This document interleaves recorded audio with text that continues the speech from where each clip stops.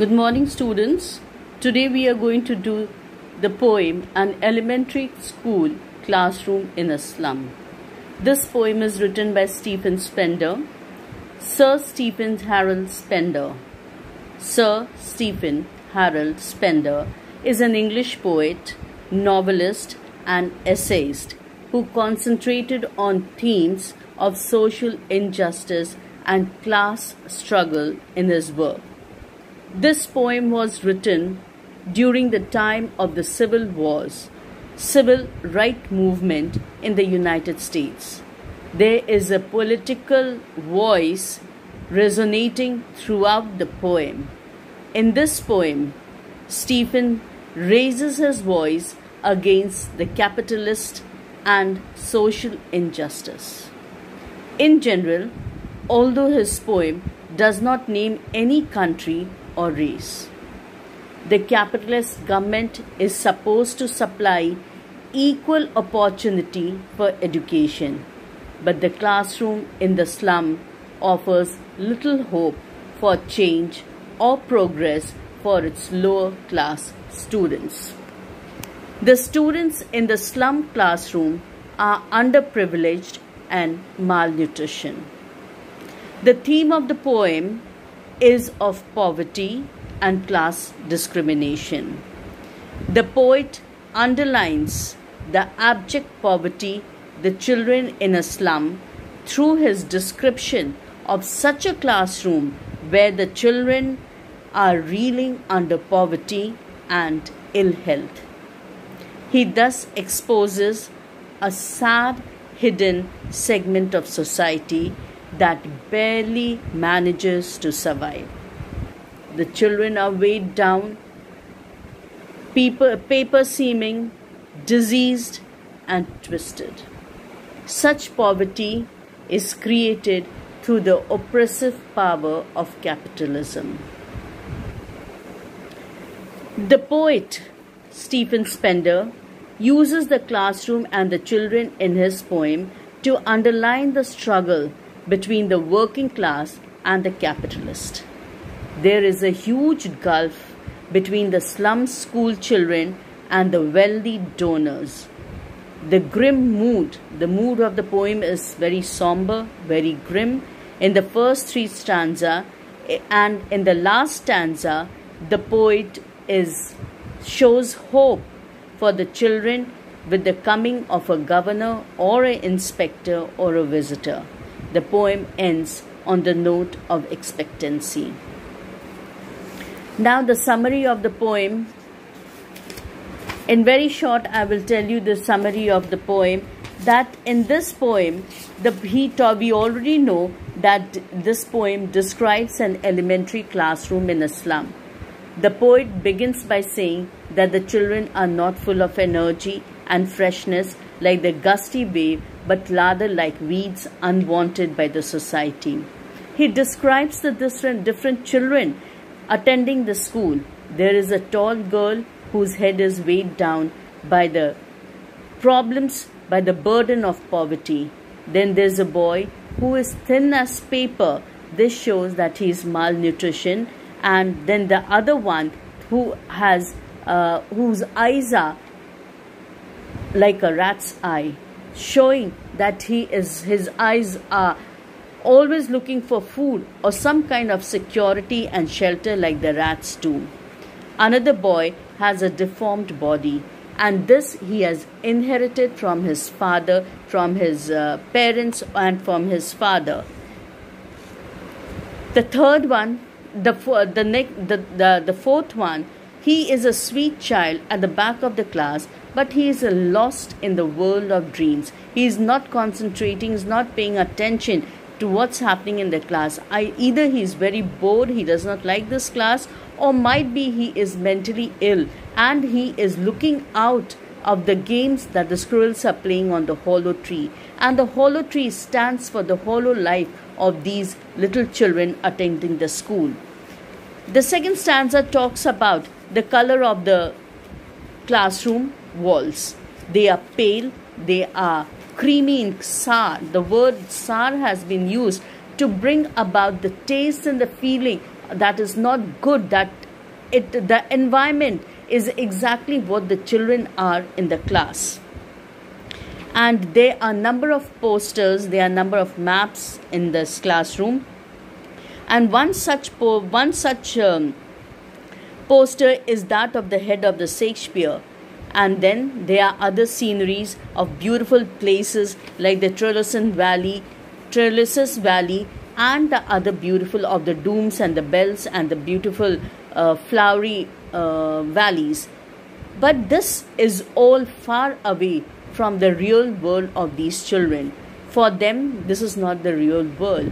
For them, their life, their world is filled with fog, which the fog stands for things that is not clear, for things that is not bright. So their life is covered with fog, and the sky, they can just, through the window of the classroom, they can only see the narrow lanes, which does not lead, which does not promise them freedom from this poverty, which does not promise them freedom from this life.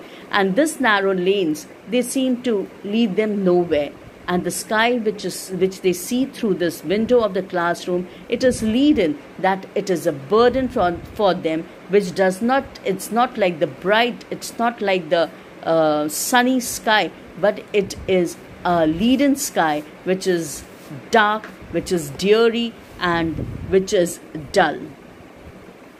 The poet repeats the words far to emphasize how completely they are removed from the light of knowledge and anything that might uplift their spirit or inspire them, such as the rivers or the stars shining a light of the world of wisdom of them. Now, in the third stanza, the poet says in a bitter tone that they think that the Shakespeare bust that is kept there, it is a wicked thing. Why do they say that it is a wicked thing? Because it is far away from the reality in which they are. It teaches them, it tells them about things. Shakespeare talks about the literature, the richness of the literature which Shakespeare has produced, or the books of Shakespeare shows a richness of language and literature. It's far-fetched for these children. They are not related to anything of this kind, so they think it is a dream. The maps are a bad example. Why the maps are a bad example? Because they tell them of a world which is beautiful, which they cannot attain otherwise till they don't steal some money or they do something wrong to go to this place. So instead of inspiring the children of the slum, these maps and these beautiful things that are kept in their classroom, it provokes them to do something wrong, it is wickedly corrupted to do something wrong, and something unless they don't do something wrong, they'll not be able to get that money to leave this place and go. The children here wear spectacles with broken glass that have been mended, and the whole life is of a fog of uncertain and discomfort. The poet further expresses the outrage he feels looking at the life of deprivation these children live. He says that we probably should blot or cover the map with the slum, as that this is not a real world for them. In the last stanza, the poet speaks of hope which he feels lies with the authorities such as the governor, the inspector, and other visitors. Only they can open the sealed windows for these children, which is like a tomb.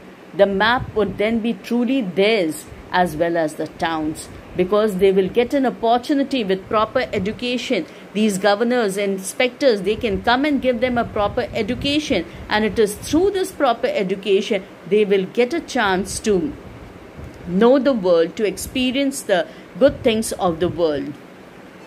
Their world would truly be made better and filled with green fields and meadows. Then only they'll be able to absorb education and bathe in its glory.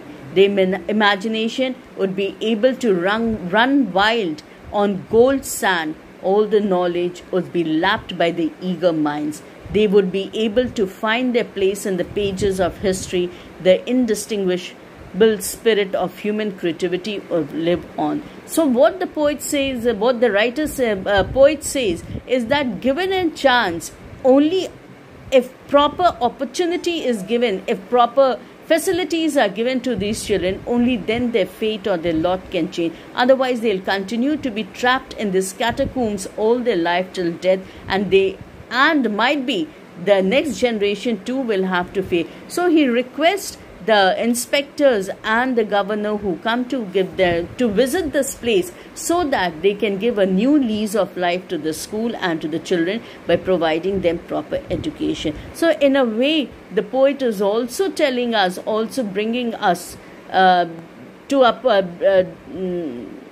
helping us to notice, or wants us to notice, that education is the key to many of our problems. It can unlock many problems, many gateways, many channels through which we can change our fate, through which we can change a lot. Now here I'll do the first stanza of the poem. Far from the gusty waves, these children's faces like rootless weed, the hair torn around their pallor. The tall girl with a weighed down head, the paper-seeming boy with rat's eyes, the stunted, unlucky heir of twisted bones reciting a father's gnarled disease. His lesson from his desk. At the back of the dim class, one unnoted, sweet and young, his eyes live in a dream of squirrel's game in the tree room other than this. Now, far, far from the gusty waves. Now here the poet says that far, far, he has repeated this word. So he says that these little children, they are far away from the other normal school-going children. Why?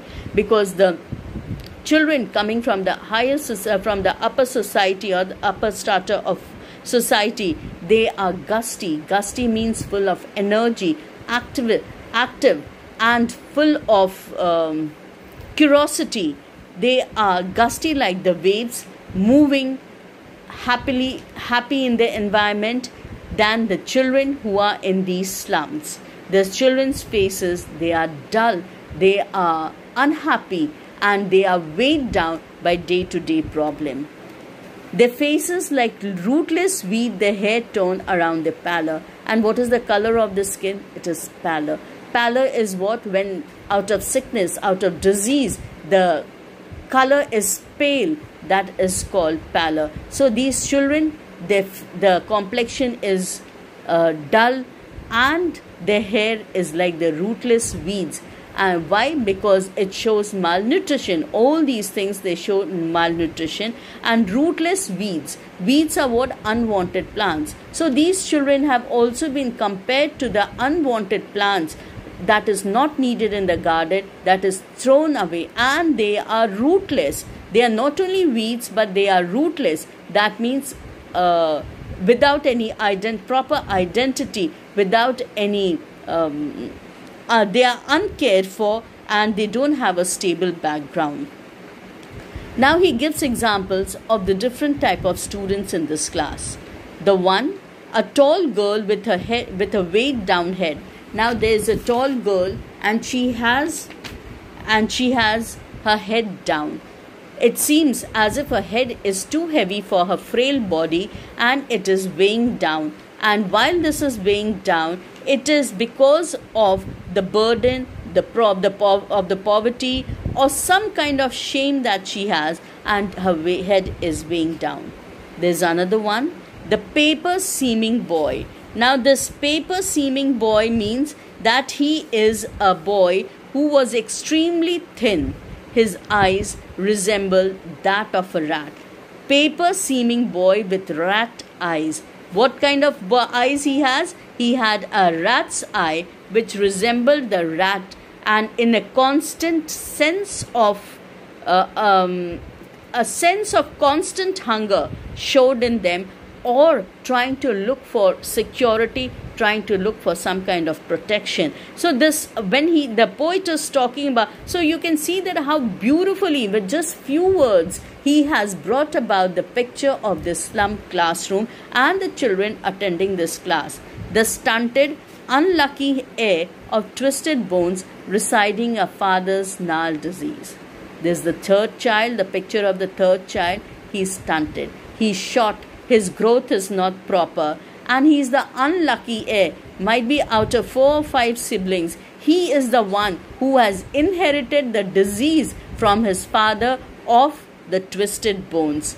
Reciting means repeating his father's disease. Gnarled, twisted bones of rheumatism or some other diseases that he has inherited from his father.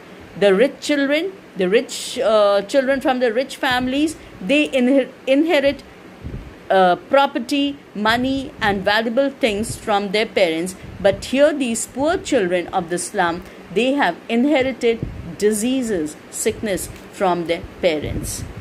His lesson from this desk at the back of the dim class, one unnoted, sweet and young. At the back of the class, there's another child who is away from the class. Though he is in the class, but yet he is mentally far away from the dim classroom. What is he doing? He is looking outside the window, watching a squirrel playing about in the hollow tree. The tree that is also depicted is hollow, which very pointedly brings out the picture, the life of these slum children, how hollow the life of these slum children are. It doesn't contain anything, it doesn't contain any promise, it doesn't contain any hope. In the same way, the tree which is outside the classroom, that too is hollow. He is daydreaming, and mentally this boy is far away from the dim classroom. Now the tree room. What is a tree room? We have got the line here. Of squirrel's game in a tree room other than his. So what is this? Tree room is a tree house, a small room built on top of the tree. It is mostly built for children to play. They can imagine different scenarios and pretend to be a part of this class. So here, this little boy who is sick, who seems to be physically healthy, but mentally might be he is sick. That is why he is not paying attention to what is, and very absent-mindedly he is away from this class, and he wants to be with the squirrel, and might be he is dreaming of a life like that of a squirrel, which will give him the freedom to move and to do things as he would like. So this much for today. The next 3 stanzas we will do it the other day. Thank you very much.